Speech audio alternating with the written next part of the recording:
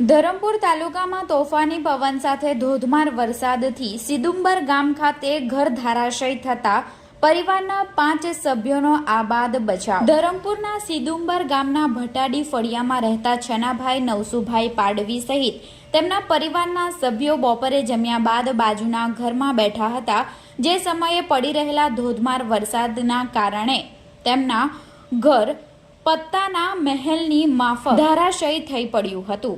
ઘટનામાં ઘરના સભ્યો બાજુના ઘરે હોવાના કારણે તમામ સભ્યોનો ચમત્કારી બચાવ થયો હતો। ઘટનાને પગલે એક અલ્ટો કાર, એક બાઇક ઘરમાં દબાઈ ગઈ હતી। દબાયેલી અલ્ટો કાર અને બાઇકમાં ભારે નુકસાન થયું હતું।